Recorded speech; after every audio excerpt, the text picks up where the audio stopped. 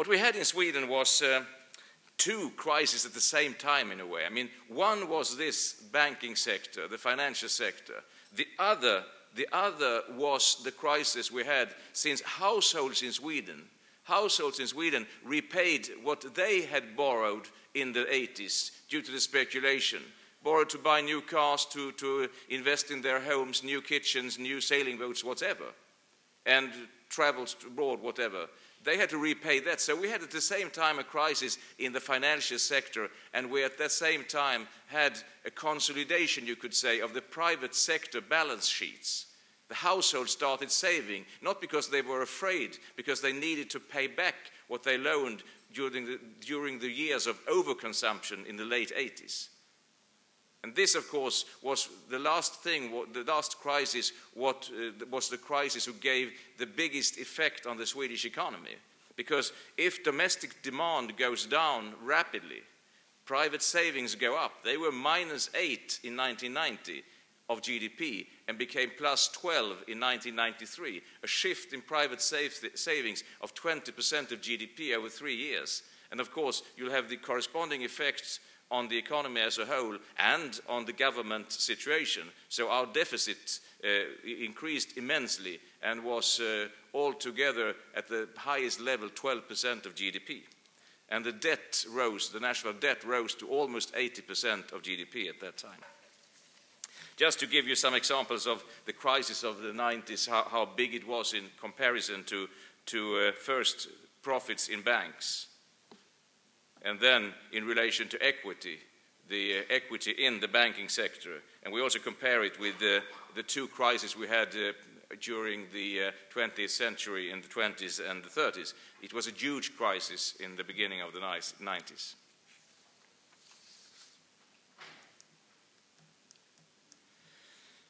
The course of events, just to give you an example of what happened and how long time we handled the situation, or had to handle the situation.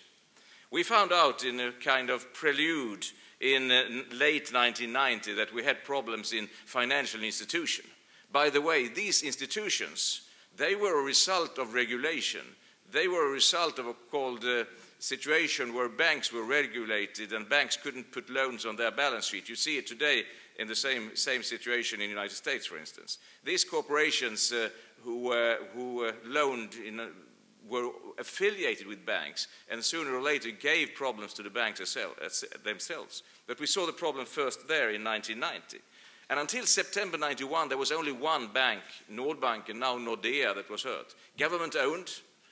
Government shouldn't own banks or other companies as well, not in the long run at least.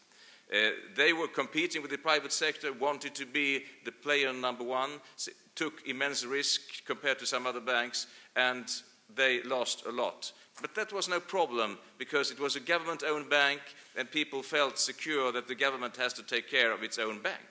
And we didn't see all the losses at that time. In October 91, when we took office in the government of Carl Bildt, we found out that the biggest savings and loans, Första Sparbanken, had grave problems. We had to handle that. We had to find out whether it was too big to fail, whether it was a Lehman or whether it was something else. It was, as we saw it, a Lehman. It couldn't fail. Coming back to Lehman later on. So we had to handle the situation without going into detail. We did so. We did some case-by-case handling of this bank and some other banks. Still, the lack of confidence wasn't that great in the Swedish financial sector. But then in September 92, we had currency turbulence in Europe. We had the situation where the banks got hurt even more. Losses increased in Nordbanken, and the privately owned Gota Bank that ultimately lost 37% of its lending. 37, more than 1/3 of its lending was lost. We had to take care of that bank, and then we had a total loss of confidence. Fortunately, we prepared in the May, June for this situation. We understood it would come as we saw the evaluation in Nordbanken and the problems we saw in Nordbanken growing as much as they did. So what we did then was to issue a blanket government guarantee. That's a bad thing to do in a way, but sometimes you have to do it. And we also put proposals to Parliament about support measures as well. This phase, you could say, happened, and I'm coming back to that phase especially, of course, happened until August, you would say, or September 1993. And then we could see the beginning of the end. The economy started turning around, as economies always do, especially market economies. Commando economies don't, but market economies do. We had a turnaround, and we also had rather tough legislation which helped the banks to decide on private financing of equity rather than government financing, because they knew that if we had to do capital injection into banks, we wanted the same kind of influence. And in July 1996, we had crisis legislation and the guarantee abolished altogether. What we did then, the package consisted of two things, as I said. One was a blanket guarantee. We said that the state, the Swedish state, guarantees that banks and certain other credit institutions can meet their commitments on a timely basis. That was a guarantee for Swedish depositors, for foreign financiers, whatever, everyone. The risk doing this, which has been discussed, Denmark is always there, almost there now. The Irish government, in a way, as well. But the risk is, of course, that with this cover, where the government guarantees, of course, banks can continue doing bad business. So you have to be very careful to implement these kind of blanket guarantees. But we were in a position and a situation, I mean, even Nordbanken lost 20% of their lending. We had to do this in order to have the calm, in order to prepare the other measures that we also proposed. What we could do was what you see. We could support for a continuous operations in the institution, banks that were survivable, that could survive.